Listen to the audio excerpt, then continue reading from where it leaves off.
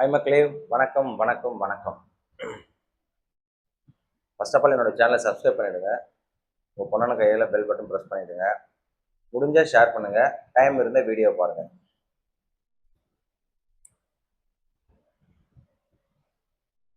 மக்கள் எதிர்பார்த்த விஜய் அண்ணா பூர்த்தி செய்தாரானா பெருசாக எதுவும் எனக்கு தெரிஞ்சு ஒன்றும் ஸ்டார்ட் ஆகலை.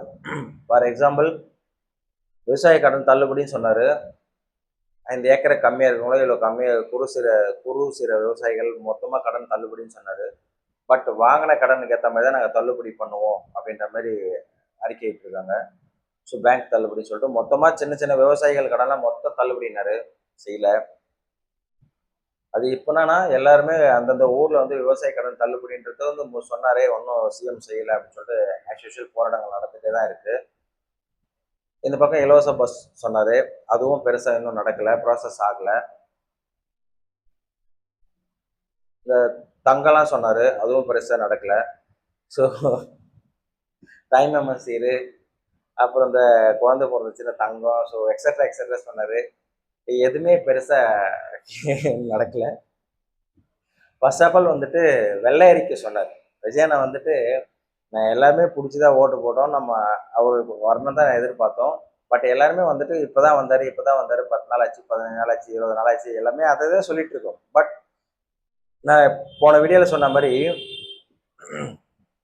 டிவிகே அமைச்சர்களோ அந்த எம்எல்ஏக்கள் மட்டும்தான் வேலை பார்த்துட்டு இருக்காங்க. மற்றவங்க யாருமே பெருசாக வேலை பார்க்கல. ஏடிஎம்கே எம்எல்ஏவும் சரி, டிஎம்கே எம்எல்ஏவும் சரி, யாருமே பெருசாக வேலைங்கள்லாம் பார்த்த மாதிரியே தெரியல. ஃபார் எக்ஸாம்பிள் வந்துட்டு விஜயண்ணா சொன்னதில் மெயினாக வந்து வெள்ளை அறிக்கை விடப்படும் சொன்னார். வெள்ளை அறிக்கை விடப்படும், எவ்வளோ கடன் இருக்குது, எவ்வளோ வாங்கியிருக்காங்க, என்னன்றது, என்ன செலவு டீட்டெயில்ஸாக வந்துட்டு டிரான்ஸ்பரண்ட்டாக வந்து வெள்ளை அறிக்கை விடப்படும் ஃபர்ஸ்ட் ஆஃப் ஆல் சொன்னார். பட் அதுக்கான ஸ்டெப்பு ஒன்றும் எதுவுமே எடுத்தாங்களா என்னன்றது நமக்கு தெரியாது. நியூஸ் எதுவுமே வெளியில் வரல, வெள்ளை அறிக்கை வெளியில் வரல, இன்னும் ப்ராசஸ் அது வந்து அண்டர் ப்ராசஸ்லாம் இருக்குது. ஸோ நமக்கு நியூஸ் கிடைச்ச பிறகு என்னென்னா, அந்த நிதித்துறை அமைச்சர் மரியா வில்சன் வந்து என்ன சொல்லியிருக்காருன்னா, அடுத்த வாரமோ வந்து கண்டிப்பாக வெளியிடப்படும் அப்படின்னு சொல்லியிருக்காங்க. அதாவது நிருபர்கள் கேட்ட கேள்விக்காக அவர் பதில் சொல்லியிருக்காரு, அவ்வளோதானே. அவங்களா வெளியிடணும். ஸோ நானே வந்துட்டு சொல்ல நினைச்சேன், என்னடா இது விஜய் என்ன சொன்னார், வெள்ளை அறிக்கை வெளியிடப்படும், பட் ஆனால் ஒரு ஸ்டெப்பும் இல்லையே அப்படின்னு சொல்லிட்டு. வெள்ளை அறிக்கை வெளியிட்டால் தானே தெரியும் எவ்வளோ கடன் இருக்குது, எவ்வளோ வாங்கியிருக்காங்க, எவ்வளோ ஊதாரித்தனமாக செலவு பண்ணியிருக்காங்க. டிஎம்கேல சரி, ஏடிஎம்கேல சரி, தமிழ்நாட்டு கவர்மெண்ட்டோட ஃபண்டு எவ்வளோ இருக்குது, என்ன பண்ண முடியும் அப்படின்றது நமக்கு வந்துட்டு தெரியும். ஸோ மக்களுக்காக தெரிஞ்சினா மட்டும்தான் வந்து நம்ம கவர்மெண்ட்டை குறை சொல்லாமல் இருப்போம். புது சிஎம்மை நம்ம வந்து குறை சொல்லாமல் இருப்போம். மீன்ஸ் ஸோ எல்லா ப்ராசஸும் வந்து பொறுமையாக தான் பண்ண முடியும். எல்லாமே வந்து பணம் சம்மந்தப்பட்டது தான். ஸோ வேறு வழி இல்லை. ஏன்னா ஃபார் எக்ஸாம்பிள் வந்துட்டு போக்குவரத்து துறை அமைச்சர் வந்துட்டு அவங்க போகிறாரு, கிளாம்பாக்கம் போகிறாரு, எப்போதும் போல தான் போய் பேசுகிறாரு. ஸோ கேட்ட கேள்வியெல்லாம் பதில் நறுக்கு பதில் சொல்ல முடியாது. ஏன்னா ஒரு அமைச்சர் தான் 1000 பேர் கேள்வி கேட்பான். ஸோ 1000 பஸ்ஸில் 1 லட்சம் பஸ் அங்கே ஓடுது. 1 லட்சம் இல்லை, 2 லட்சம் பஸ் விட்டாலும் அந்த நேரத்துக்கு வந்து டைட்டாக தான் இருக்கும். மக்கள் கூட்டம் வந்து மொத்தமாக 4 லட்சம் 5 லட்சம் பேர் கிளாம்பாக்கத்தில் போகலாம் அப்படின்னா, இல்லை அட்லீஸ்ட் 1 லட்சம் பேர் போகிறோன்னு வச்சுக்கோங்களேன். பஸ்ஸு பார்த்தீங்கன்னா 1 லட்சம் பஸ் இருக்காது, 50,000 பஸ் தான் இருக்கும். ஸோ டைட்னஸ் தான் ஆகும். அதுக்கு மேலே எல்லாமே கிளம்பி போயிட்டே தான் இருக்கும், ப்ராசஸ் போயிட்டே தான் இருக்கும். பஸ் இல்லை தான் சொல்லியிருப்பாங்க. ஸோ ஃபங்க்ஷன் டைம், இல்லை festival time, leave time, extra மக்கள் வந்து டக்குன்னு கிளம்பி போகிறாங்கன்னா அந்த நேரத்தில் கண்டிப்பாக இருக்காது. அதான் வந்துட்டு எப்போவுமே டிஎம்கே ஆட்சியில் ஒரு பிளான் போடுவாங்க. கரெக்டாக பாரிஸ்லேருந்து கலைஞர் வந்து கோயம்பேடு எடுத்துன்னு வந்து வச்சார். கோயம்பேட்டிலேருந்து ஸ்டாலின் தூக்கின்னு போயிட்டு அங்கே வச்சிட்டாங்க பஸ்ஸு. ஸோ அவங்க ஆட்சி முடிகிறாங்காட்டி கிளாம்பாக்கம் போனது ஒரு பெட்டர் தான். பட் கொஞ்சம் லாங்காக இருந்துச்சு. ஃபஸ்ட்டு எதிர்ப்பு தெரிவித்தாங்க, அதுக்கப்புறம் அக்செப்ட் பண்ணிட்டாங்க. நல்லா பெருசாக இருக்குது, இப்போ வசதியாக இருக்குது. கோயம்பேட்டில் பஸ் ஸ்டாப் இருந்தால் ரொம்ப டைட்டாக இருந்திருக்கும். போக்குவரத்து வந்து ரொம்ப பயங்கரமாக இருந்திருக்கும், செம்ம டைட்டு. இப்போ அதோட பெருசு. பட் ஆனாலும் வந்துட்டு அங்கேயும் இதே பிரச்சனை தான். கோயம்பேட்டில் என்ன பிரச்சனை இருந்துச்சோ அதே பிரச்சனை தான் கிளாம்பாக்கத்தில் நடக்குது. ஸோ பஸ் இல்லை. ஒரே நேரத்தில் போனால் பஸ் கிடைக்காதான். மக்கள் அதை வந்துட்டு புரிஞ்சுக்கணும். கவர்மெண்ட் என்ன தான் நம்ம குறை சொன்னாலும் சரி, விஜயண்ணா வந்தாலும் சரி, முன்னாடி இந்த ஆட்சி இருந்தாலும் சரி, மொத்த பேரை ஒன்றா ஒரே இடத்துல போயிட்டு ஒரு ரூம்குள்ளே 10 பேர் தான் இருக்க முடியும்னா 50 பேர் 100 பேர் போயிட்டாங்கன்னா அங்கே இடம் இருக்காது. அந்த மாதிரி தான் 1 by 1 தான் ஷேர் பண்ண முடியும். ஸோ மக்கள் புரிஞ்சது நல்லது. போக்குவரத்து துறை அங்கே போய் துறை அமைச்சர் போய் இருந்தாலும் பதில் சொல்கிறது கஷ்டம். ஸோ மாதிரி விஜயண்ணா வந்துட்டு ஒவ்வொன்றா சொன்னார். பட் எதுவுமே பெருசாக செய்யலை. எல்லாமே வந்துட்டு ப்ராசஸ் தான் இருக்குது, அண்டர் ப்ராசஸ் தான் இருக்குது.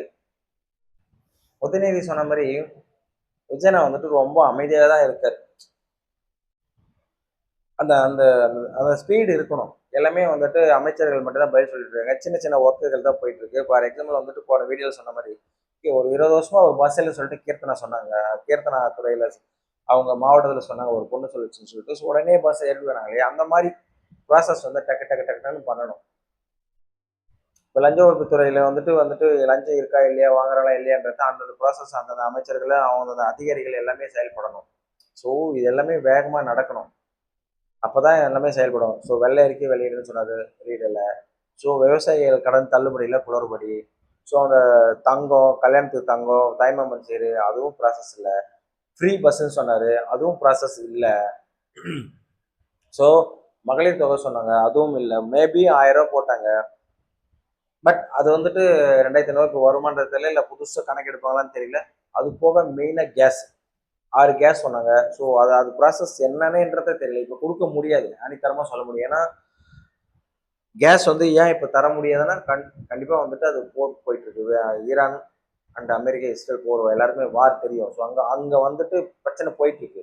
ஸோ அந்த பிரச்சனை தீர்ற வரைக்கும் நம்ம கண்டிப்பாக வந்து 6 கேஸ் அப்ளை பண்ணவே முடியாது. ஒரு கேஸ் அப்ளை பண்ணுறதே வந்து உசுர் கொடுத்தா பண்ணிட்டு இருக்காங்க. ஏன்னா கேஸ் அப்ளை இல்லை. ஸோ அந்த ப்ராசஸ்லாம் வந்துட்டு இப்போ உடனே நடக்காது. ஸோ அது மக்களுக்கு தெரியும். பட் இருந்தாலும் எது நடக்குமோ அதை வந்துட்டு நம்ம நடத்தி காட்டலாம். பட் அதுக்கும் விஜயன் வந்து ப்ராசஸ் சைலண்டாக தான் இருக்காரு. எதுக்கு இடத்துலையுமே ஃபண்டு தான். ஸோ வந்து பிரதமரை மீட் பண்ணாரு. அவர் எவ்வளோ ஃபண்டு ரிலீஸ் பண்ணுவாருன்றது ரிலீஸ் பண்ணாதான் தெரியும். ஸோ விஜயனை வந்துட்டு இது எல்லாமே போர்க்கால அடிப்படையில் ஸ்டெப் எடுக்கணும். ஸோ ஃபார் எக்ஸாம்பிள் வந்து மேகதாது சொல்றாங்க, நிர்மல்குமார் மட்டும் தான் சொல்லிட்டு இருக்காரு. என்னன்னு ஸோ மேகதாதுல எக்காரணத்தை கொண்டும் அணையை கட்ட முடியாது, கட்ட விட மாட்டோம். ஸோ அதனால வந்துட்டு மேகதாது பிரச்சனை வந்து எம்ஜிஆர் காலத்துலேருந்தே இருக்கு. ஸோ அதனால வந்துட்டு அவங்க கட்டுறனவங்க நம்ம வேணானுவோம், அதையும் மீறி கட்ட போனால் ஸோ பிரச்சனை வரும். அது கோர்ட்டுக்கு போவோம், மறுபடியும் வந்து ஸ்டே ஆர்டர் வாங்குவாங்க, அப்படியே நிற்கும். அதுதான் இந்த நிமிஷம் வரைக்கும் போயிட்டு இருக்கு, விஜயன் ஆட்சி வரைக்கும் போயிட்டு இருக்கு. ஸோ நிர்மலம் இதெல்லாம் வந்து விஜயனா வந்துட்டு கரெக்டாக சொல்லணும். டக்கு டக்கு டக்குன்னு சிஎம் வந்து சொல்லணும். இப்போ ஸ்டாலின் இருக்கும்போது ஏதாவது கொஞ்சம் சொல்லல. அவரும் பெருசாக ப்ரெஸ் மீட்லாம் வைக்க மாட்டாங்க.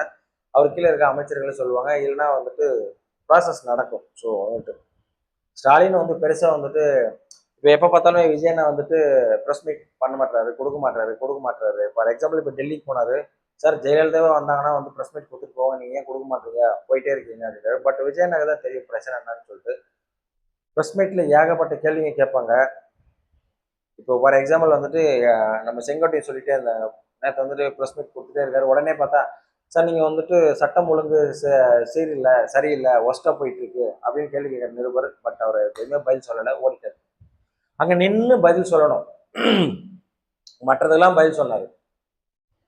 அதாவது என்னன்னா மற்றதுக்கெல்லாம் வந்து கரெக்டாக பதில் சொல்லிட்டு இருந்தாரு. அவர் அதுக்கு மட்டும் பதில் சொல்லவே இல்லை. தொண்டை சரியில்லை, அதெல்லாம் பேசவே முடியல. ப்ரெஸ் மீட் கொடுக்கும்போது கரெக்டாக நிருபர் கேட்ட கேள்விக்கு ஓரளவுக்கு பதில் சொல்லணும். எது கரெக்டாக அதை சொல்லணும். ரோபோ படம் வந்து ஹைப்போதெட்டிக் கொஸ்டின் வந்தால் சொல்ல தேவையில்லை. ஸோ அதனால வந்துட்டு எல்லாமே பதில் சொல்லிட்டே இருந்தார். சட்டம் ஒழுங்கு மட்டும் சீரா இல்லை, சரியில்லை, அது என்ன பண்ண போறீங்க அப்படின்னு கேட்குறாரு. ஸோ அதுக்கு செங்கோட்டையன் வந்துட்டு ஏதாவது கரெக்டாக பதில் சொல்லியிருக்கணும். அவர் சீனியர் எல்லாம் சொல்லாமல் அப்படியே ஓடிட்டார். அப்போ வந்து என்னாவும் நியூஸில் வந்துட்டு இன்னும் பெருசாக பரப்புவாங்க. ஸோ சட்டம் ஒழுங்கு சரியில்லைன்றது எல்லாருக்கும் தான் தெரியும். அது இன்னும் சரிப்படுத்தலை. நம்ம எத்தனை வீடியோவில் சொன்னாலும் சரியில்லைன்னா சரியில்லை தான் சொல்ல முடியும். ஸோ நம்ம விஜயனா கட்சியாக இருந்தாலும் சரி, அவர் நம்ம ஓட்டு போடுறதாலும் சரி, நம்ம தலைவராக இருந்தாலும் சரி, யாராக இருந்தாலும் சட்டம் தன் கடமையே செய்யும். ஃபார் எக்ஸாம்பிள் வந்துட்டு நிர்மல்குமார் வந்துட்டு கோயிலில் போயிட்டு கும்பிட்டாரு. ஸோ வந்துட்டு அந்த டயத்துக்குள்ள அவர் போல, அவருக்காக வந்துட்டு நடை திறந்து வச்சுச்சு அப்படின்னு சொல்லிட்டு கேஸ் போட்டாங்க. ஸோ கேட் போட்டதில் என்ன சொல்றாங்கன்னா, யாருக்காகவும் கடவுள் காத்திருக்க தேவையில்ல, கடவுளுக்காக தான் நாம காத்திருக்கணும். அந்த டயத்துக்கு நாம தான் அங்கே உள்ள போகணும்.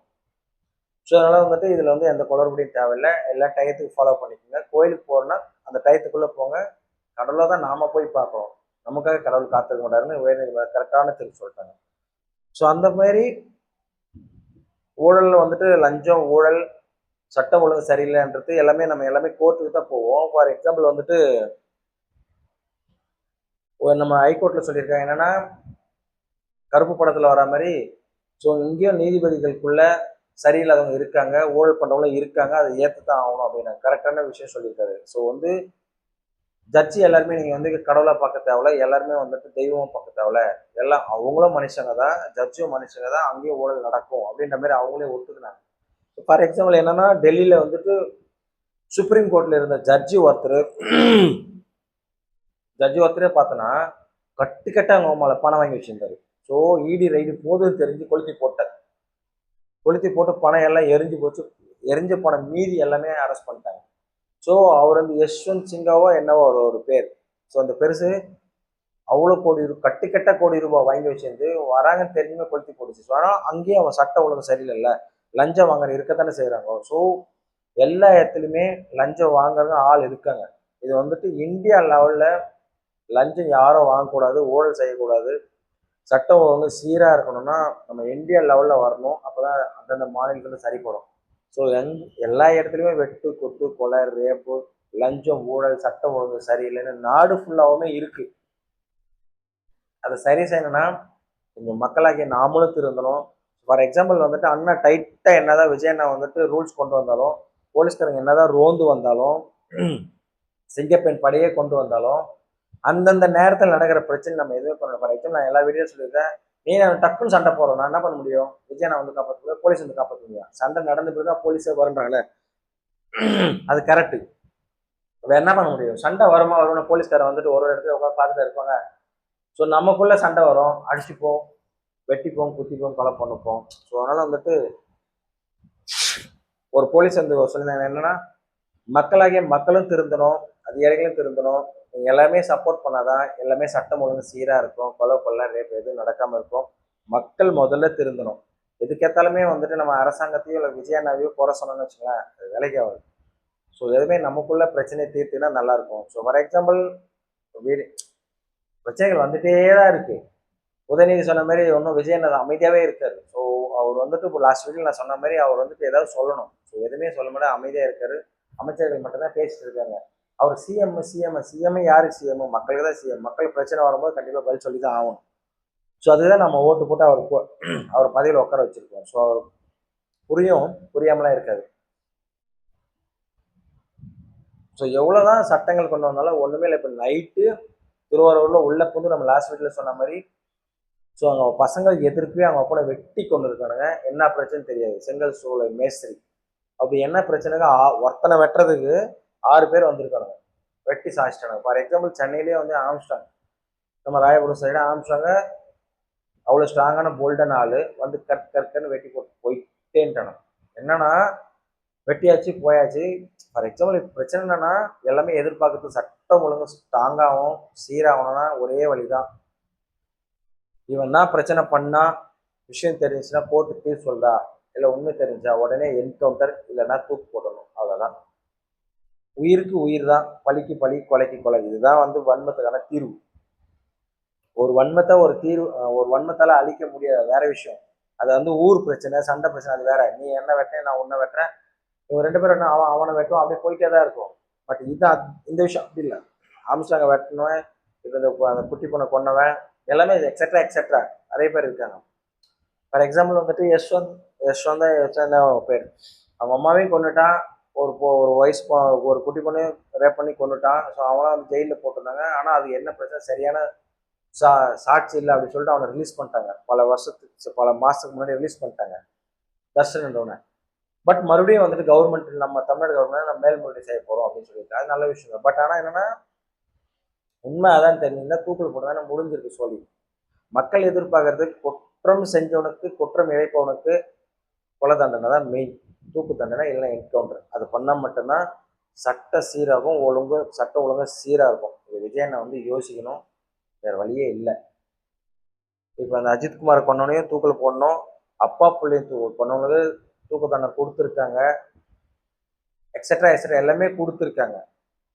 இப்போ ஒருத்தனோட லேட்டஸ்டாக ரெட்டை ஆயில் தண்டனை கொடுத்தாங்க, ஒரு +2 பண்ண கொண்டவனுக்கு. ஸோ உடனே நிறைவேற்றணும். இன்னும் நிறைவேற்றல, ஜெயிலில் தான் சாப்பிட்டு உட்காந்துருக்கான். ஜெயிலில் நான் பிரியாணி சாப்பிட்டு இருக்க போகிறான், கொடுக்குத்தான் சாப்பிட்டு இருக்க போகிறான் நாத்தத்தில்.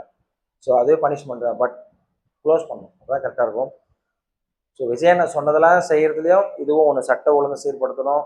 விஜயண்ணா தேர்தல் அறிக்கை கொடுத்த அறிக்கையில் நிறைவேற்ற ட்ரை பண்ணணும் சீக்கிரமாக. அப்போ தான் மக்கள் வந்துட்டு உங்களை வெறுக்காமல் இருப்பாங்க. இதெல்லாம் ரொம்ப கஷ்டம். விவசாயிகள் கடன் தள்ளுபடின்னு சொன்னீங்க. என்ன ரூல்ஸோ அது பிரகாரம் முழுசாக சொல்லதை செய்யணும். அதில் பாதி தள்ளுறேன் கால் வச்சு மக்கள் வெறுத்துருவாங்க. அடுத்த எலெக்ஷன்லாம் கஷ்டமாயிடும். ஸோ லஞ்சம் இல்லாமல் ட்ரை பண்ணுனா உயர் அதிகாரிகளை யாராக இருந்தாலும் சரி சஸ்பெண்ட் பண்ணக்கூடாது, டிஸ்மிஸ் பண்ணணும். ஸோ எதுவுமே நீங்கள் ஸ்ட்ராங்காக பண்ணால் மட்டும்தான் அடுத்த 5 ஆண்டு நிலைச்சு நிற்க முடியும். விஜயனா பார்த்துக்குங்க. உங்களுக்கு தெரியாததில்லை, இப்போ தான் வந்தோம் காலத்தை தள்ளக்கூடாது. ஸோ எப்போ வந்தாலும் எப்படி வந்தாலும் கோல் கரெக்டாக இருக்கணும். நமக்கு தேவை கோல், கப்பு முக்கியன்ற மாதிரி. நீங்கள் எப்போ வந்தால் 2 வருஷத்துல ஃபார் எக்ஸாம்பிள் வந்துட்டு பவன் கல்யாண் சொன்ன மாதிரி அவர் என்னோட கம்பேர் பண்ணாங்கன்னாரு. அவர் 2 வருஷத்துல சிஎம் ஆகிட்டார், பெரிய வளர்ச்சி அப்படின்னாரு. ஒரு நல்ல விஷயம். அதுக்குள்ள என்னாச்சு தெரியல, பைத்தியம் என்ன சொல்லுது, தமிழ்நாட்டில் போஸ்ட் ஓட்டினா போதும் சிஎம் ஆயிடலாம் அப்படின்ற மாதிரி அந்த ஒரு பைத்தியம் மாதிரி உலருது. ஸோ உன்னையவும் 15 வருஷமா குப்பை போட்ட சொன்னாங்க. ஸோ அரசாங்கம் ஆந்திரா அரசாங்கம் வேற, நம்ம தமிழ்நாடு அரசாங்கம் வேற. ஸோ கேரளாவில் என்ன சொல்றாங்க, அவங்க இங்கே நடிகர்கள் சிஎம் ஆகலாம், கேரளாவில் ஆக முடியாது, அது ஒரு முட்டா பசங்க, அதை அவங்க விட்டு தள்ளுங்க. ஸோ அங்கே யாருக்கும் அந்த அளவுக்கு தைரியம் கிடையாது. விஜயன் அளவுக்கு யாருக்குமே தைரியம் கிடையாது. ஒரு ஸ்டேட்டு தனித்தனிப்பட்ட விஷயங்கள். விஜயண்ணா வந்ததுக்கு எல்லாருக்குமே தான் பொறாமையா இருக்கும். இங்க இருக்கிற ஸ்டாலின் ஆகட்டும், எடப்பாடி ஆகட்டும், சீமான் ஆகட்டும், எல்லாம் எக்ஸட்ரா எத்து போனவங்க எல்லாருக்குமே பொறாமை இருக்குது. அதையும் தாண்டி அதர் ஸ்டேட்ல இருக்கிற எல்லாருக்குமே பொறாமை இருக்கு. விஜயண்ணா வந்துட்டாரு. விஜயண்ணா சும்மாவா வந்தாரு, மக்கள் விரும்பி அவர் கஷ்டப்பட்டு எல்லாத்துலேயும் முன்னேறி தான் வந்திருக்காரு விஜயண்ணா. ஸோ விஜயண்ணா, நீங்கள் மக்களுக்கு நல்லது செய்யணும்னா நீங்கள் சொன்ன வார்த்தைகள் எல்லாம் நிறைவேற்றணும். எல்லாமே வேகம். நீங்கள் சொன்ன மாதிரி குதிரை வேகத்தில் இருக்கணும். குதிரை பேரம் இல்லை, குதிரை வேகத்தில் அரசு செயல்படணும். நீங்கள் தான் ஸ்டெப் எடுக்கணும். இதே குதிரை வேகத்தில் போனீங்கன்னா ராக்கெட் வேகத்தில் மறுபடியும் நீங்கள் சிஎம் ஆகலாம். பொறுத்திருந்து பார்ப்போம்.